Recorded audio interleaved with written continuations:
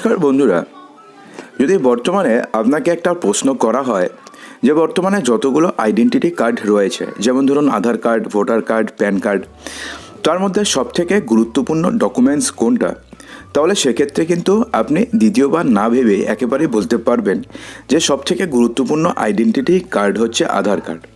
কারণ আপনারা যাই করেন না কেন আধার কার্ড কিন্তু আপনাদের লাগবেই।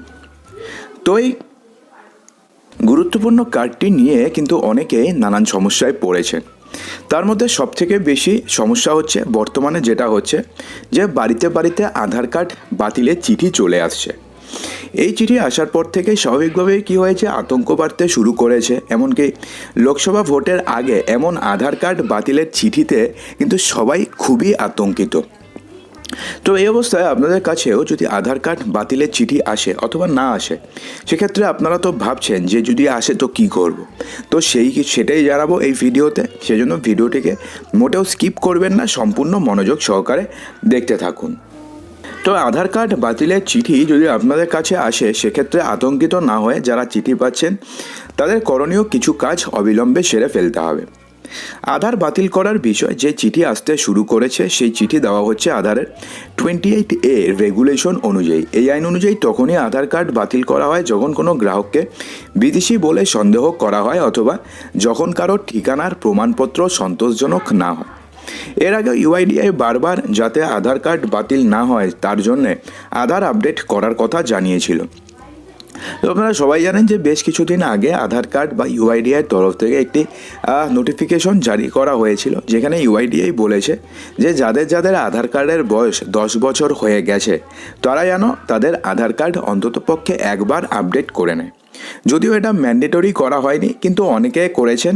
কিন্তু যারা যারা এমনটা করতে পারেননি এবং যাদের বাড়িতে আধার বাতিলের চিঠি এসেছে, তাদের চিন্তিত না হয়ে অবিলম্বে আধার সংক্রান্ত যে টোল ফ্রি নম্বরটি রয়েছে, নম্বরটি হচ্ছে 1947 কল করতে হবে। সেখানে কল করে আরও যাবতীয় যদি আপনাদের উত্তর জানার প্রয়োজন হয় সেখান থেকে উত্তর পেয়ে যাবেন। এর পাশাপাশি ওই সকল উপভোক্তাদের অবিলম্বে নিকটবর্তী আধার সংশোধন অথবা আধার এনরোলমেন্ট সেন্টারে গিয়ে আধার আপডেটের কাজটিকে করাতে হবে। এই সকল কাজ না করানো হলেই পুনরায় আধার সক্রিয় হয়ে যাবে। অর্থাৎ এই কাজ যদি আপনি করে নেন তাহলে আপনাদের আধার পুনরায় সক্রিয় হয়ে যাবে, এমনটাই জানানো হচ্ছে। এছাড়াও যে সকল গ্রাহকদের আধার নম্বরের সাথে মোবাইল নাম্বার যুক্ত রয়েছে তারা বাড়িতে বসেও আধার কার্ড আপডেট করতে পারবেন, কিন্তু যাদের আধার কার্ডের সাথে মোবাইল নাম্বার লিঙ্ক করা নেই তাদেরকে কিন্তু আধার এনরোলমেন্ট সেন্টারেই যেতে হবে। তবে যে সকল উপভোক্তাদের 28 ধারা অনুযায়ী আধার বাতিল করার বিষয়ে জানানো হয়েছে তাদের কিন্তু অবিলম্বে ঠিকানার আপডেট করাতেই হবে। এবং আপনাদের মধ্যে যারা যারা এখনও পর্যন্ত করেননি, আধার কার্ডের ঠিকানা আপডেট করতে টাকার প্রয়োজন হয় না, শুধুমাত্র 5 থেকে 6 মিনিটের মধ্যে হয়ে যায়। তো এই কাজটিকে কিন্তু অবশ্যই করে নেবেন। ঠিকানার আপডেট করালে সেই তথ্য ইউআইডিআইয়ের কাছে যাবে এবং তারা গ্রাহকের তথ্য যাচাই করে আধার সক্রিয় করে দেবে। এছাড়াও কিছুক্ষণ আগে সুকান্ত মজুমদার এবং শুভেন্দু অধিকারী কিন্তু বলে দিয়েছেন যে আপনাদের মধ্যে যাদের যাদের বাড়িতে এই ধরনের চিঠি এসেছে অথবা যারা আধার কার্ড বাতিল হওয়ার বিষয়টি নিয়ে যারা খুবই চিন্তিত, তাদের চিন্তা করার কোনো কারণ নেই।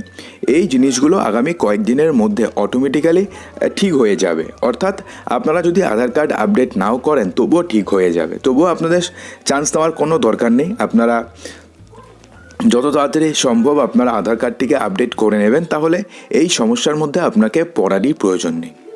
তো বন্ধুরা, আশা করব যে ভিডিওটিতে সমস্ত কিছুই বোঝাতে পেরেছি। ভালো লাগলে লাইক করবেন, শেয়ার করবেন এবং চ্যানেলটিকে সাবস্ক্রাইব অবশ্যই করবেন।